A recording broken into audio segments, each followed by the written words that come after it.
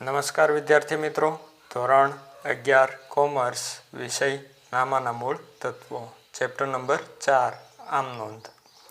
એની અંદર આપણે આજે માલની અન્ય રીતે જાવક થાય છે ત્યારે જે આમ નોંધ કરવાની હોય છે એની વાત કરીએ. તેના એક્ઝામ્પલ જોઈએ આપણે કે સૌથી પહેલાં ઉધાર માલ ખરીદીએ ત્યારે આમ નોંધ શું થાય તો કે ખરીદ ખાતે ઉધાર તે વેપારી કે લેણદાર ખાતે જમા. પછી ઉધાર માલ વેચીએ ત્યારે તો ગ્રાહક કે દેવાદાર હોય એની ખાતે ઉધાર અને વેચાણ ખાતે જમા. પછી ઉધાર વેચેલ માલ પૈકી માલ પરત આવે ત્યારે એટલે વેચાણ પરત કહેવાય, તો વેચાણ માલ પરત ખાતે ઉધાર અને તે ગ્રાહક કે દેવાદાર ખાતે જમા.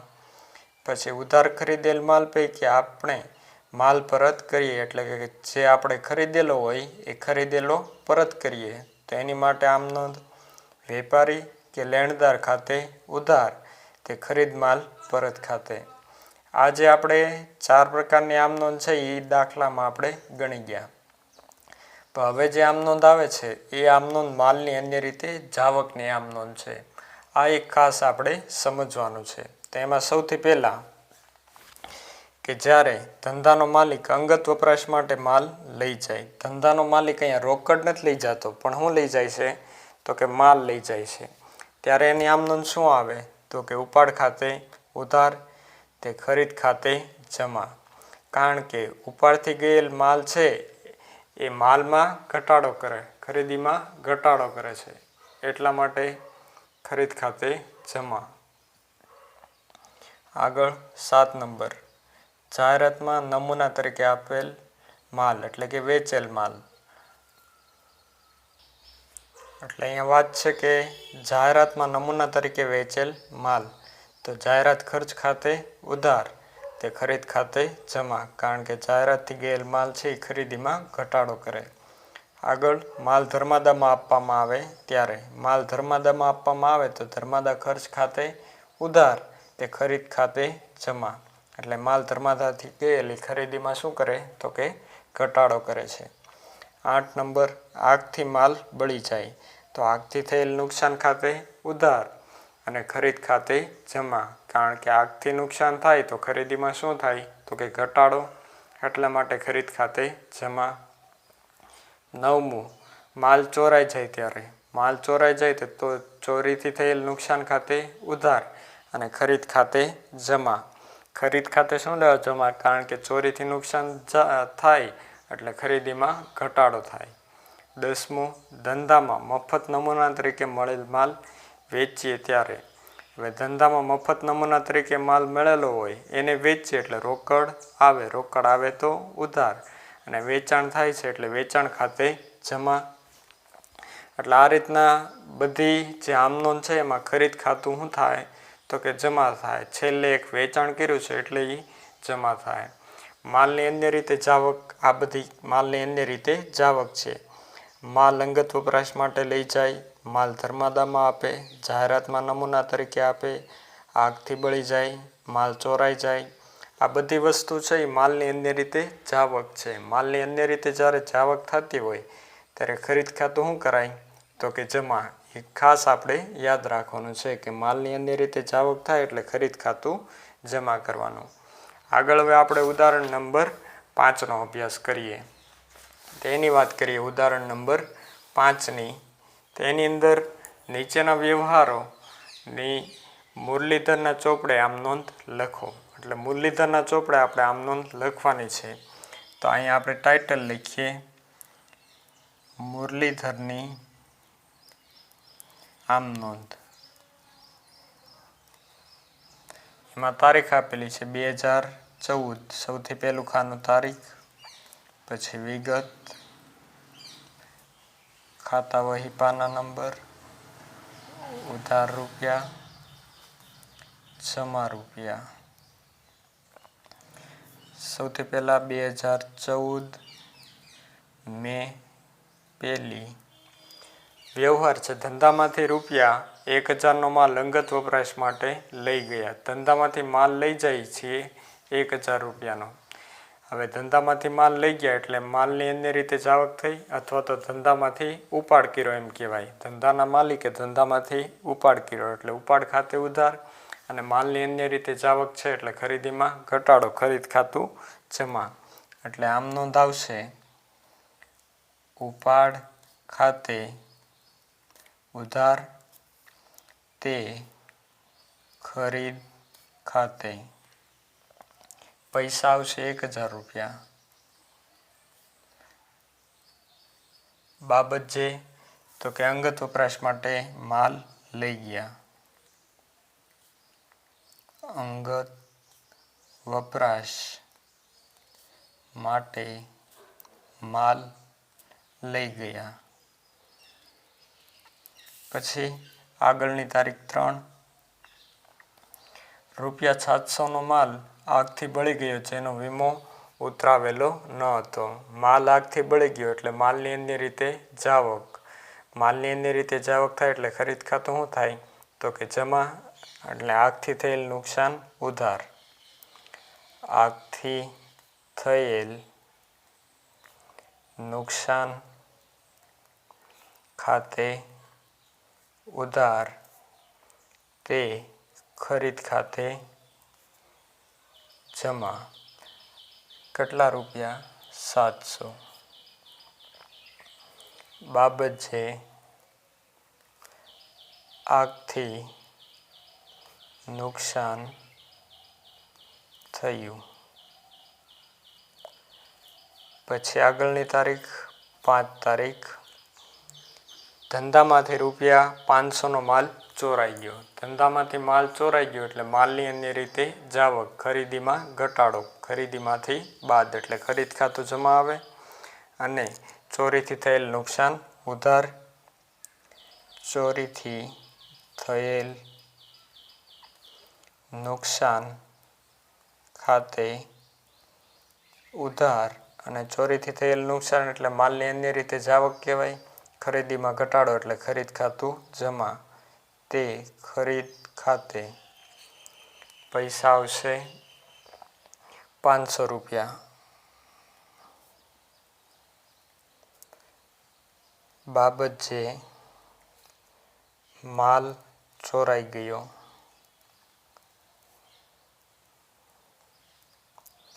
આગળની તારીખ 8 તારીખ. પોલીસ તપાસ થતાં ₹1,000નો ચોરાયેલો માલ પરત મળ્યો.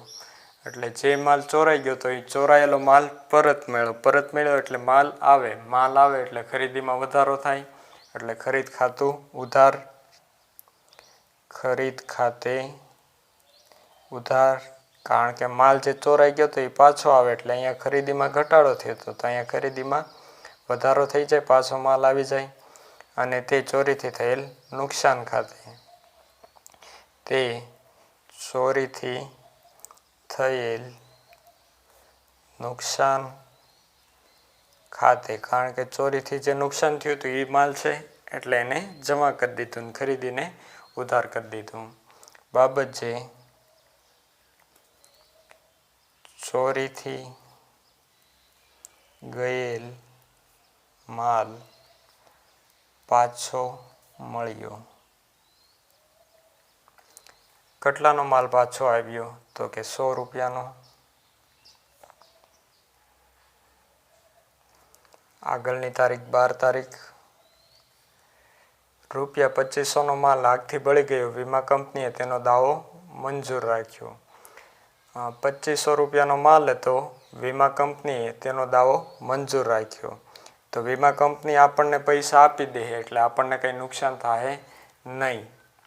તો વીમા કંપની ખાતે ઉધાર તે ખરીદ ખાતે. પૈસા આવશે 2500 રૂપિયા. આ 12મો જે વ્યવહાર છે એમાં માલ છે આગથી બળી ગયો. તો સામાન્ય રીતે અહીંયા આગથી બળી ગયેલ માલ ખાતે ઉધાર તે ખરીદ ખાતે લખતા, પણ આગથી જે નુકસાન થયું એ વીમા કંપની આપી દે છે એટલા માટે વીમા કંપની અહીંયા ઉધાર કર્યું છે. નકર તો અહીંયા આગથી થયેલ નુકસાન જ આવત. પણ વીમા કંપની અહીંયા પૈસા આપી દે છે એટલે વીમા કંપની ખાતે ઉધાર લખાય. બાબત છે વીમો મંજૂર થયો તેના. આગળની તારીખ 15 તારીખમાં છે કે 4000નો માલ જહાજ ડૂબી જવાથી દરિયામાં તણાઈ ગયો, જેના વીમા કંપનીએ 50% રકમનો દાવો મંજૂર કર્યો. અહીંયા માલ છે એ જહાજ ડૂબી જવાથી તણાઈ ગયો છે. તેની આપણે એક સમજૂતી મેળવીએ કે માલ કેટલાનો છે, તો કે 4000નો માલ છે. આ 4000નો માલ જહાજ ડૂબી જવાથી દરિયામાં તણાઈ ગયો એટલે આ શું થાય? ખરીદ ખાતે જમા થાય. 4000 રૂપિયા આગળ વાંચીએ, જેનો વીમા કંપનીએ 50% રકમનો દાવો મંજૂર કર્યો. તો 50% રકમ એટલે તો કે 2000 કોની ખાતે? વીમા કંપની ખાતે. આ વીમા કંપની ખાતે શું થાય? તો કે ઉધાર થાય. 4000માંથી 2000 વીમા કંપની ખાતે, તો 2000નું શું થયું? તો કે નુકસાન થયું. શેનું નુકસાન છે? તો માલ ડૂબી જવાથી દરિયામાં તણાઈ ગયો છે. જહાજ ડૂબી જવાથી દરિયામાં તણાઈ ગયો છે. તો માલ તણાઈ જવાથી જે નુકસાન થાય એ પણ શું થાય? તો કે ઉધાર. એટલે આપણી આમ નોંધ છે એ કઈ રીતના થાય? તો કે વીમા કંપની ખાતે ઉધાર 2000, માલ ડૂબી જવાથી થયેલ નુકસાન ખાતે ઉધાર 2000 અને ખરીદ ખાતે જમા 4000 રૂપિયા. એ રીતના આમ નોંધ થશે. તો એ રીતના લખીએ આપણે આગળ 15 તારીખમાં. વીમા કંપની ખાતે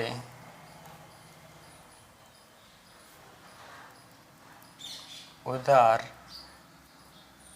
2000 રૂપિયા, માલ ડૂબવાથી થયેલ નુકસાન ખાતે ઉધાર 2000 રૂપિયા અને તે ખરીદ ખાતે રૂપિયા 4000. આ રીતના આપણે આમ નોંધ લખવાની છે. વીમા કંપની ખાતે 2000, માલ ડૂબવાથી થયેલ નુકસાન 2000 અને તે ખરીદ ખાતે 4000 રૂપિયા. બાબત છે વીમા કંપનીએ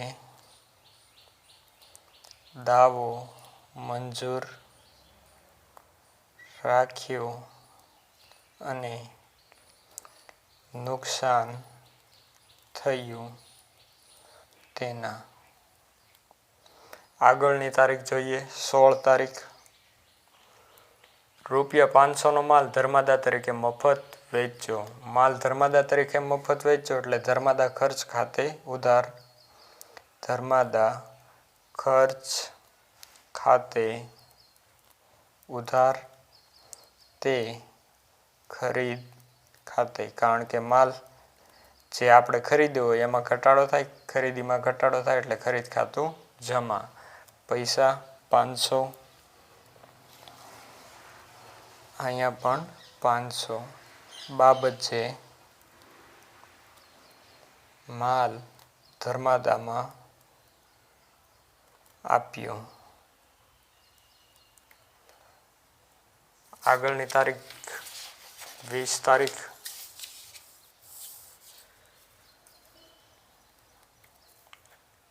₹200નો માલ જાહેરાતના ઉદ્દેશથી ગ્રાહકોમાં નમૂના તરીકે મફત વેચ્યો.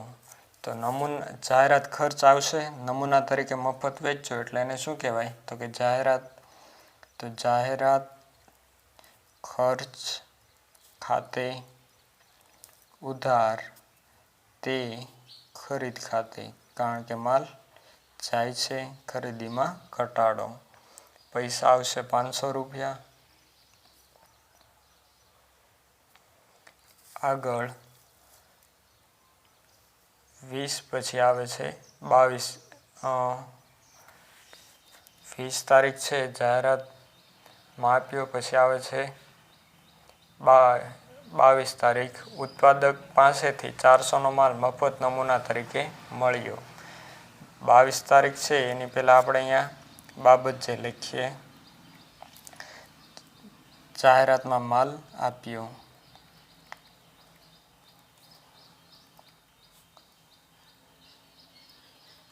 હવે 22 તારીખ છે એની અંદર ઉત્પાદક પાસેથી ₹400નો માલ મફત નમૂના તરીકે મળ્યો.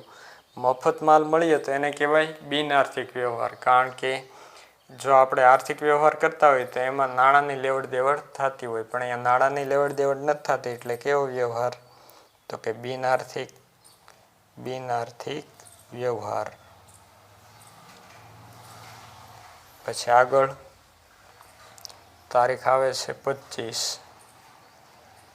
તારીખ 22ના રોજ મળેલ માલ વેચતા 300 મળ્યા. 22 તારીખનો જે આ વ્યવહાર છે એ બિનઆર્થિક છે, પણ એને આપણે વેચાણ કર્યું એટલે આપણને 300 રૂપિયા મળ્યા. 300 રૂપિયા મળે એટલે રોકડ આવે. રોકડ આવે તો ઉધાર, એટલે રોકડ ખાતે ઉધાર. તે માલ વેચ્યો એટલે વેચાણ ખાતે. કેટલા પૈસા છે? તો કે 300 રૂપિયા. પછી આગળની તારીખ 25 પછી 28. ₹1500નો માલ આગથી બળી ગયો. વીમા કંપનીએ 900નો દાવો મંજૂર કર્યો. આ માલ ભંગાર તરીકે વેચતા 200 ઉપજ્યા. એની આપણે ગણતરી કરીએ કે ₹1500નો માલ આગથી બળી ગયો એટલે 1500નો માલ આગથી બળી ગયો. આગથી થયેલ નુકસાન ખાતે જમા એટલે ખરીદી શું થાય? તો કે જમા. પછી તો કે વીમા કંપનીએ 900નો દાવો મંજૂર કર્યો એટલે 1500 હતા, એમાં 900 રૂપિયા કોણ આપશે? તો કે 900 છે એ વીમા કંપની આપશે. વીમા કંપની કેટલા આપશે? 900 રૂપિયા. આગળ વાંચીએ. આ માલ ભંગાર તરીકે વેચતા 200 ઉપજ્યા એટલે 200 રૂપિયા આપણને ભંગારવાળો આપશે, એટલે રોકડ આવી 200 રૂપિયાની. 900 રૂપિયા વીમા કંપની, પછી 200 રોકડ, તો 900 ને 200 કેટલા થાય? 1100. તો 1500માં કેટલા વધે? 400. આ જે 400 છે એને કહેવાય આગથી થયેલ નુકસાન. આગથી થયેલ નુકસાન, કારણ કે 400 જે વિધા એ આગથી નુકસાન છે, 200 તો રોકડ મળ્યા અને 900 રૂપિયા આપણને વીમા કંપની આપે છે. એટલે આ ગણતરી જે છે આ ગણતરી તમે સાથે લખી નાખજો, એટલે કઈ રીતના આમ નોંધ બને છે એ ખ્યાલ આવે. તો એની આમ નોંધ આપણે લખીએ કે 900 રૂપિયા વીમા કંપની, એટલે વીમા કંપની ખાતે ઉધાર 900 રૂપિયા. પછી રોકડ આવે છે એટલે રોકડ ખાતે ઉધાર 200 રૂપિયા. અને આગથી થયેલ નુકસાન, આગથી થયેલ નુકસાન ખાતે ઉધાર 400 રૂપિયા. તે ખરીદ ખાતે કેટલા? તો કે ટોટલ જેટલા આપેલા છે 1500 એ 1500. આ રીતના આમ નોંધ આપણે કરવાની હોય છે, જેમાં 3 ઉધાર છે અને 1 જમા છે. આમાં સમજવાનું માત્ર આ છે કે આ ગણતરી જે રીતના થાય એ રીતના જ ત્યાં આમ નોંધ લખી કાઢવાની હોય છે. આગળ વાત કરીએ 30 તારીખની. આમાં બાબત છે માલ આગથી બળી ગયો.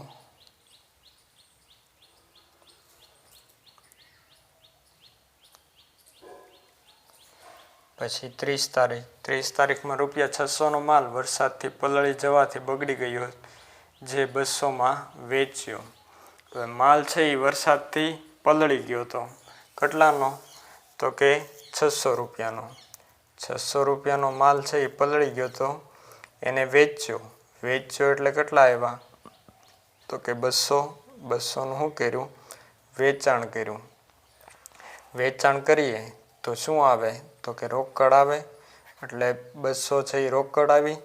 વિધા કેટલા આવે તો કે 400. આ 400ને શું કહેવાય તો કે માલ પલળી જવાથી થયેલ નુકસાન કહેવાય. ને આ ખરીદ ખાતે જમા. ફરીથી સમજી લઈએ. ₹600નો માલ વરસાદથી પલળી જવાથી બગડી ગયો, જે ₹200માં વેચજો. 200માં વેચજો એટલે ₹200 આપણી પાસે રોકડ આવી અને 400નું શું થયું તો કે નુકસાન થયું. તેની આમ નોંધ લખીએ. પહેલાં તો રોકડ આવે છે એટલે રોકડ ખાતે ઉધાર, રોકડ ખાતે ઉધાર. પછી માલ બગડી ગયો છે એટલે પલળી જવાથી થયેલ નુકસાન ખાતે ઉધાર અને તે ખરીદ ખાતે. હવે ₹200 છે એ રોકડ ખાતે આવશે, ₹400 નુકસાનના અને ₹600 ટોટલ ખરીદીના. અને નીચે હવે કે વ્યવહાર નથી એટલે કુલ